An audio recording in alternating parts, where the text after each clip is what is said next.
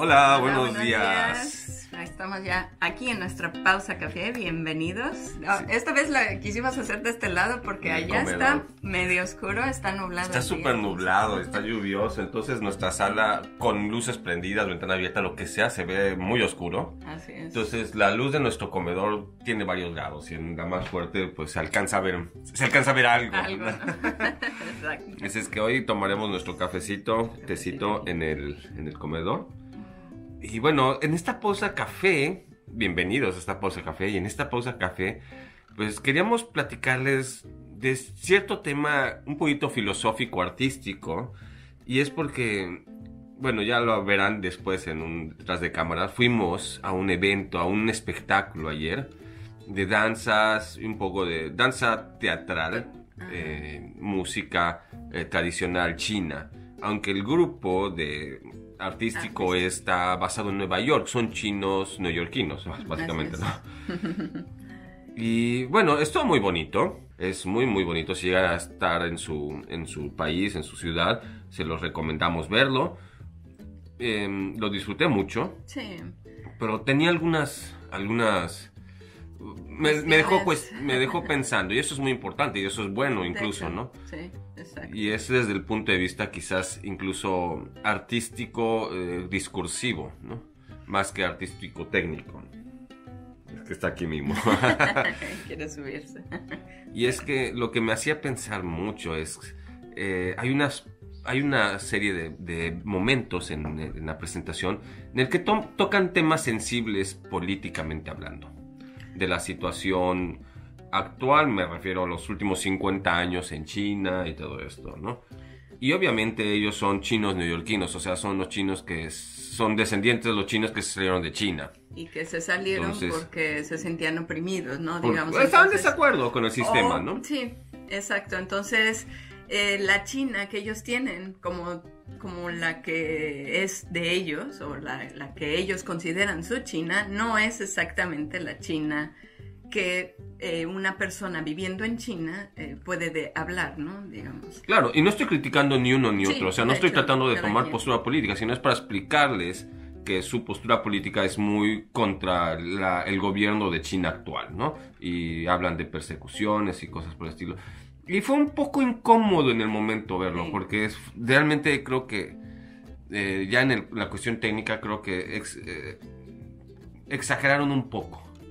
Pero luego reflexionando en el sentido más artístico, en el sentido discursivo también, pues tienen toda la libertad de presentar lo que ellos quieran, ¿no? Exacto, porque también la manera de presentarlo, digamos que no se están parando enfrente de, no sé, de la embajada de no sé qué país. No están quemando fotos de nadie. No están quemando fotos de nadie, no están haciendo manifestaciones, no están haciendo desastres, ¿no? Digamos, están expresando su opinión artísticamente, ¿no? Y finalmente lo ponen en tu mapa perceptivo, ¿no?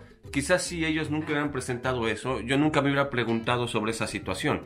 Y ahora es quizás mi obligación como público, como quien vio el espectáculo, investigar más, ¿no? O sea, sería ingenuo quedarme con lo que ellos presentaron solamente.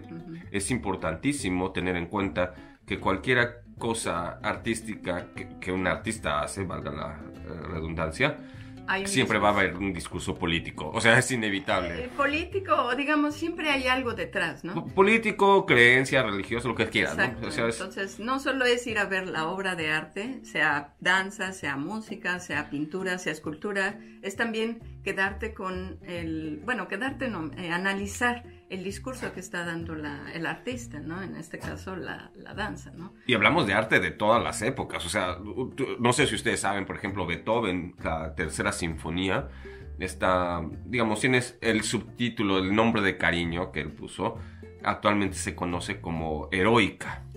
Y es una sinfonía muy heroica, el sonido muy pomposo y todo.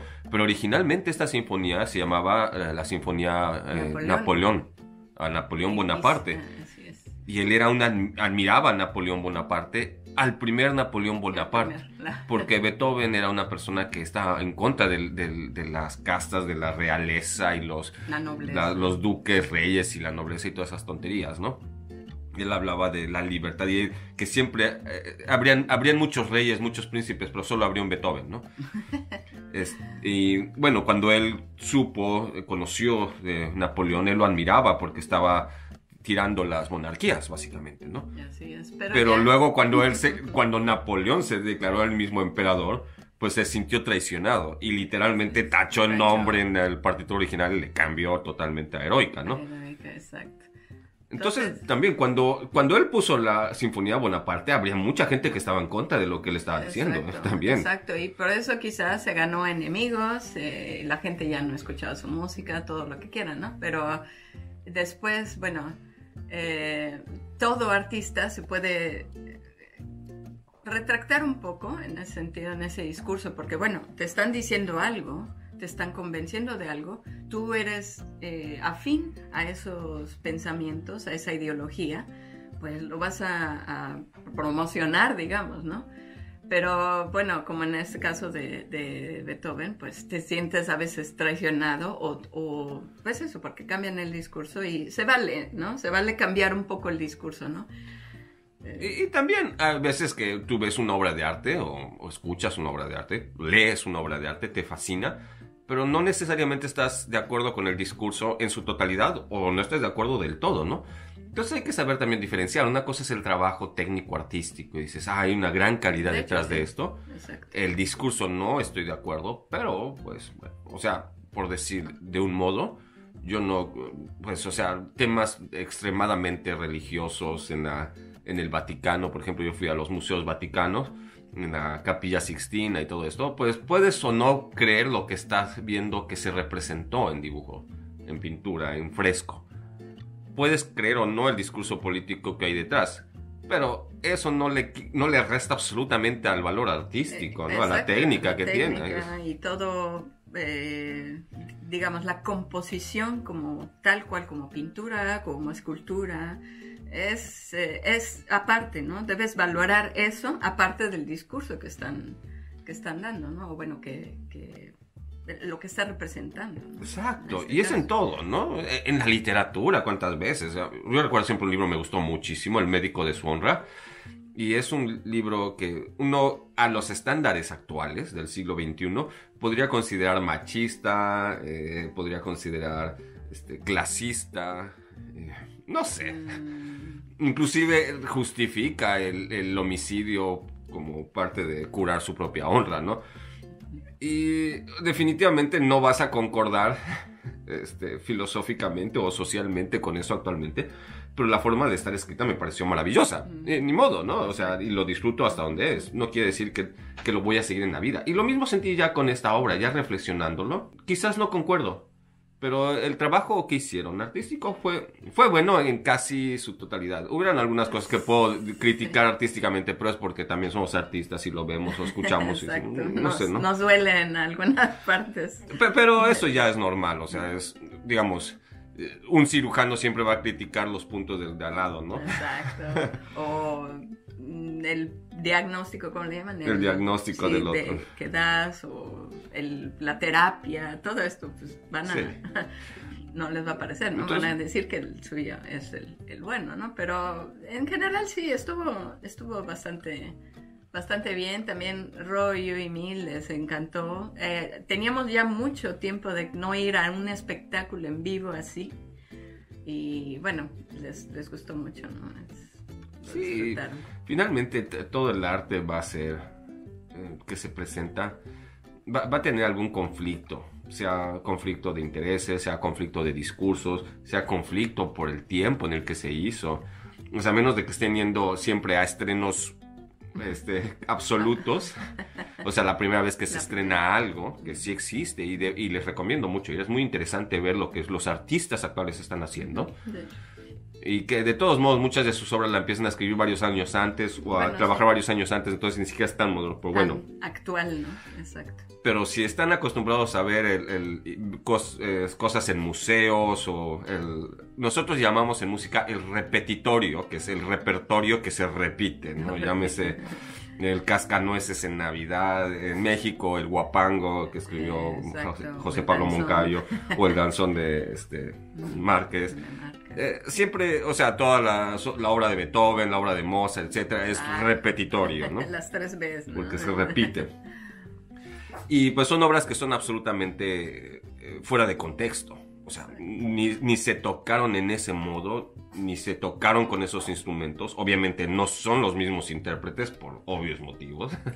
Sus técnicas han cambiado. El espacio donde se tocó, la situación donde se tocó son totalmente distintas. Entonces, están fuera de contexto, son anacrónicas en ese sentido, ¿no? Igual en un museo, si ustedes van y ven una obra de arte donde sea, si van al Louvre y ven la Mona Lisa, está fuera de contexto absolutamente. O sea, esas obras artísticas no fueron hechas para estar sentadas en paredes una al lado de la otra en un pasillo largo y frío, ¿no? Exacto, eran para, pues eso, adornar la corte, digamos, los salones donde bailaban, donde hacían las fiestas, probablemente habitaciones, ¿no? Los dormitorios donde... Incluso hay muchas obras artísticas que parecería que sí eran así. Por ejemplo, hablamos de en catedrales medievales o renacentistas, donde están los vitrales y las pinturas, y uno dice, sí era desde hace más de 1000 años. No es cierto, porque en esa época no tenían focos, ¿no? Entonces, los vitrales estaban hechos justamente para dejar pasar la luz natural a través de ellos, y no tenían unas cuantas velas, pero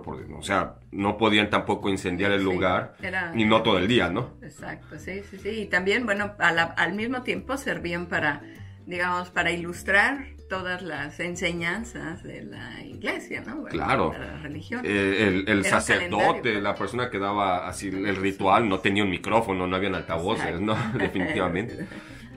Probablemente el coro o la música que había en el lugar, el órgano, o sea, no era con una guitarra y canciones modernas, en buen plan, exacto. Sino era otra cosa. Entonces todo va cambiando y va moviéndose de contexto, ¿no?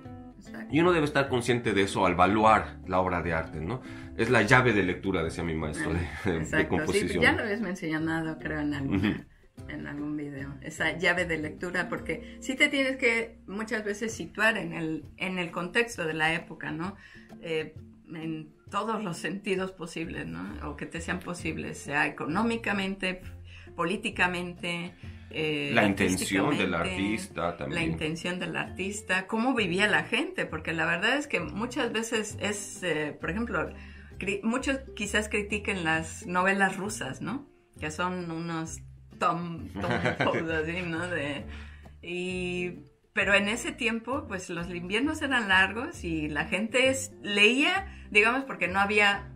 Sí, tenías 9 meses, 10 meses para escribir y otros 9, 10 meses para leerlo, ¿no? Exacto. Entonces quizás ahora es otra cosa, ¿no? Es otra literatura más rápida, más ad hoc a nuestra época. Ad hoc a nuestra época, más constante, más cambiante, ¿no? Todo esto. Entonces, quizás a ti no te guste leer tanto una novela tan extensa, pero no la puedes apreciar y decir, antes escribían, se la pasaban escribiendo y escribían pura, no sé, cosas que no me interesan, ¿no?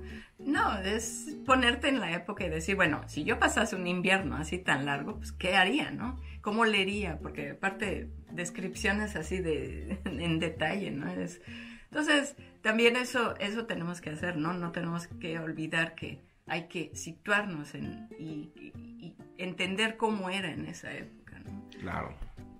Entonces, pues bueno, era una reflexión corta que queríamos compartirles, porque a veces como público, incluso, no se diga como artista, uno tiende a querer calificar las cosas, a ponerle adjetivos, a ponerle un rango, una calificación, pero no nada más así de 10, estuvo perfecto, sino incluso, pues todos somos un filtro de la realidad y quieres pasar la obra artística a través de tus propios filtros. Y hay que saber separar, ¿no?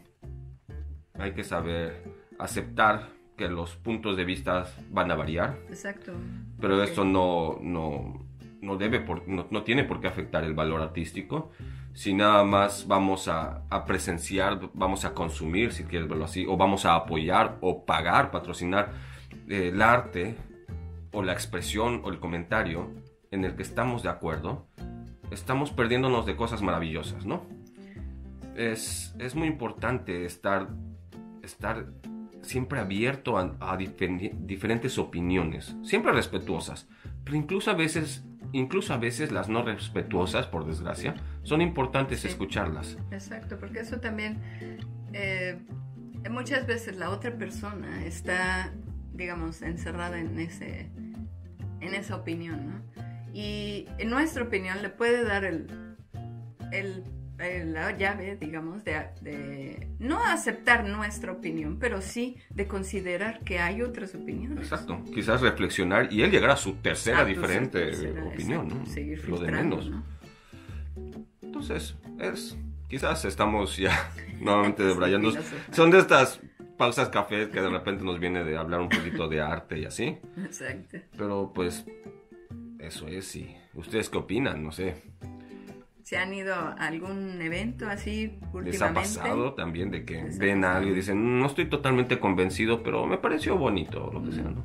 O no sé por qué me gustó, aunque no voy de acuerdo con ese discurso, pues, cuéntenos aquí en los comentarios también. O sienten que alguna vez algo que han hecho o han visto ha estado influenciado por su discurso político y dicen, no, esto no me gustó porque no pienso como yo. Aunque realmente cuando lo ves desde el valor estético dices, vale mucho la pena, ¿no? Pues, Cuéntenos en los comentarios. Y bueno, pues yo no he bebido casi nada, pero salud. Y nos vemos hasta la próxima. Bye, bye. Adiós.